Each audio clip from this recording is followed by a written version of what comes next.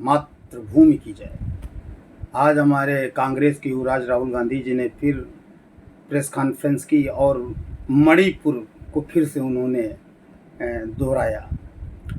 2 दिन सदन जब चल रहा था तब आप क्यों भाग गए थे?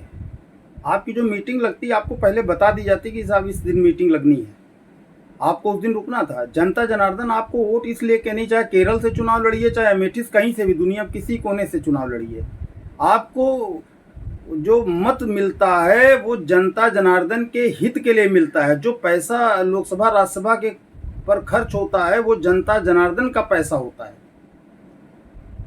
आप 2 घंटे बैठ नहीं पाए, 1 घंटा 40 मिनट में उठ के चल दिए। उस दिन अपना स्पीच दिया, 45 मिनट उठ के चल दिए। मतलब जो लोग वहां बैठे हुए हैं वो बेवकूफ हैं क्या? सभी सांसद, सभी लोग सदन में मौजूद रहे और पूरी कार्रवाई देखते रहे। आप छोड़ के चले गए, उसके बाद कह रहे हैं कि 2 दिन सेना को डाल दीजिए। तो मणिपुर सही, मणिपुर के हालात खराब जो थे वो सही किए जा रहे हैं।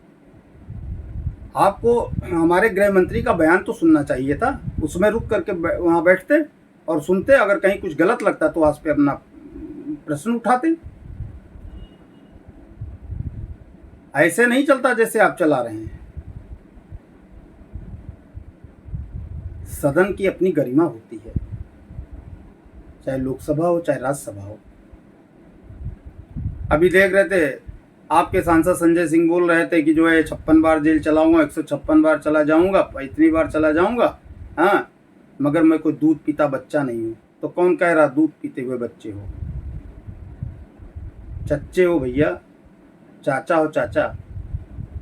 राघव चड्ढा जी बोल रहे हैं कि शर्त फरोशी की तमन्ना अब हमारे दिल में है, देखना है जोर कितना बाजुए कातिल। अरे क्रांतिकारियों का नाम लेकर के क्यों आप ऐसी बात कह रहे हैं?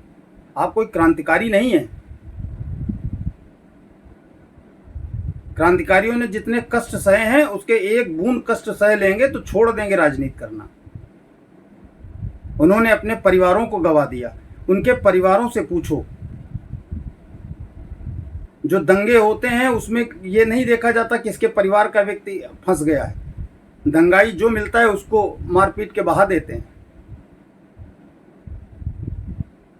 आज आईपीसी और सीआरपीसी का भी कानून बना है। कानून में बदलाव क्यों किया? इसीलिए किया गया है, राष्ट्र हित और जनता हित के लिए किया गया है। और ये मोदी जी और अमित शाह जी हैं तभी मुमकिन हो पाया है, वरना आप लोगों का मन नहीं है, आप मनबड़ हैं।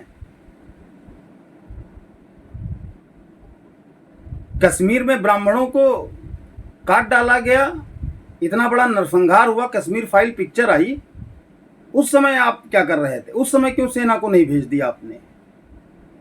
1984 का दंगा हुआ, टायर डाल के लोग जला डाले गए, इतना बड़ा दंगा देश में हुआ। उन पीड़ितों से पूछो जिनके साथ ये अन्याय हुआ है, वो खून का घूंट पी के बैठे रहे, उनके साथ अब न्याय हो रहा जब मोदी जी आए हैं। और आप मणिपुर पे बार बार सवाल उठा रहे। मणिपुर का नैरेटिव चला के क्या आप चुनाव जीतना चाहते हैं? असंभव है।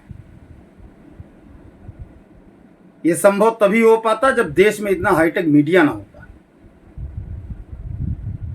और बैलेट पेपर से वोट पड़ रहे होते तो चाहे जैसे जो करवा लो।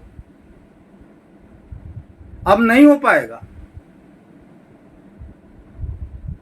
दिवा स्वप्न में रहना छोड़ दीजिए।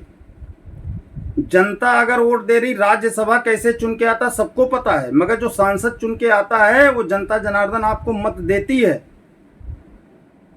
अब वो समय चले गए कि आप जीत गए तो युवराज बताएंगे और चुनाव जीत लेंगे। इस बार चुनाव देखने लायक होगा। 2024 में जहां जहां जीत के आए थे वहां से बिल्कुल पत्ता साफ हो जाएगा।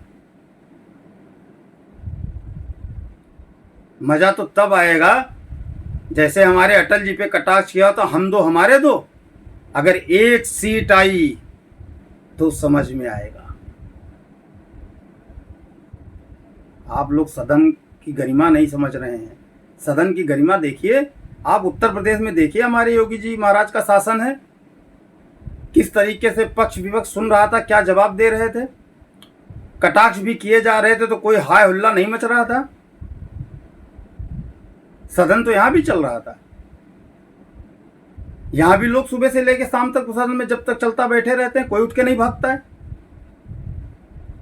आप लोग उठ के भाग जा रहे हैं कि चाय वाले की संसद चल रही है तो उठ के चलो। सुनना पड़ेगा, समय और कालखंड को बदल नहीं पाओगे।